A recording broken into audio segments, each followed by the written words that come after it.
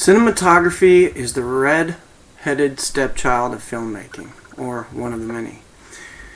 But it, nevertheless, is a very, very important part of the process. Lighting, camera angles, camera distance, movement, focus, lens focus, dramatically influence the finished product of a film.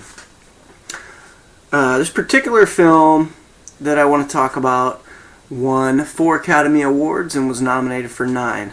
Made in 1992, Unforgiven is one of AFI's top 100 films, American films of all time. The cinematographer, his name is Jack Green. He was born in 1939, and he's got into making pictures, taking pictures, and actually developing them in his bathroom. By the age 9, his dad was a photographer and got his son into it as a hobby. But actually, his family had a business as a barber shop, so he was all set up to be a barber until he'd been a barber for a few years. He happened to be cutting somebody's hair. His name was Joe Davies, who worked. He used to be an Army photographer and filmmaker, and he worked doing small educational films and documentaries. And Jack asked Joe if he could come watch him work, and Joe said, "Hey, why don't you come help work? You can help me out, and you can learn a little about what I do."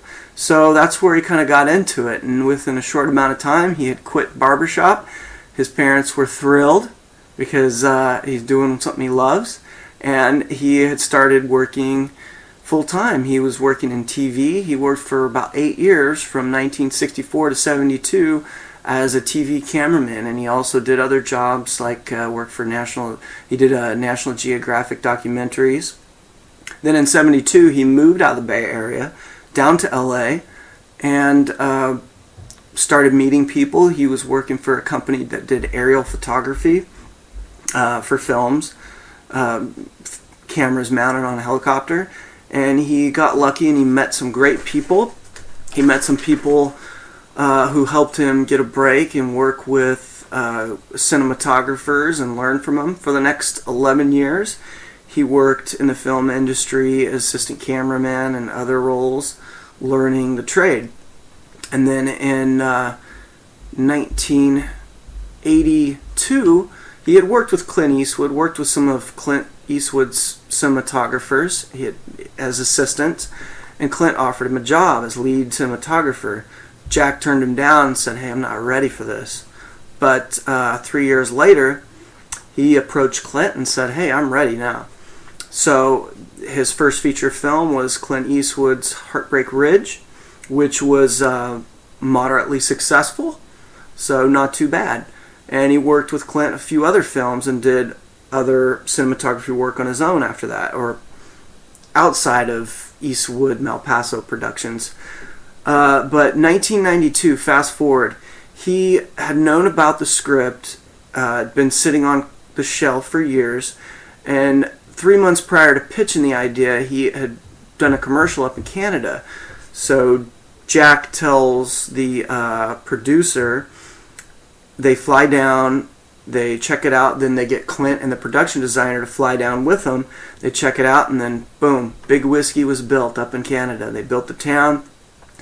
I found an interview that they did.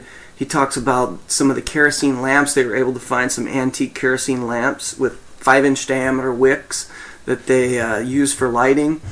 And Jack also mentioned that he didn't want anybody on set without old Western style boots. No new boots, no new shoes, no vehicles on the set disturbing the ground. He was so meticulous with his camera work.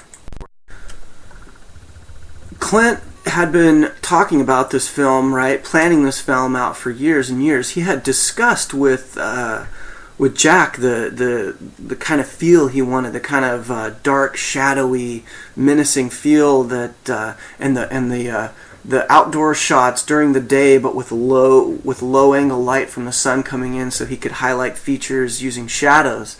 And that's what ended up happening. I've got a couple critiques from movie critics. For instance, New York Times critic Vincent Canby talks about the backlighting adds the sense of desolation and menace even to conventional moments.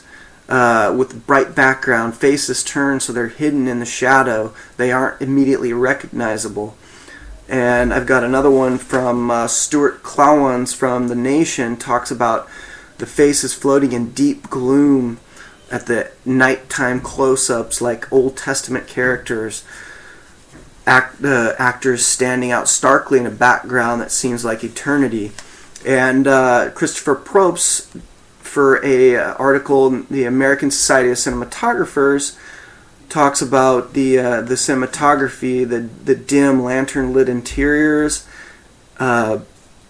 He also talks about a process that Jack used in the film for developing the film called ENR, which was not widely used at the time, but later on became widely used. It's some kind of technique during the developing of the film after it's shot, using some kind of a silver retention step where you it's like a black and white developing step that adds contrast and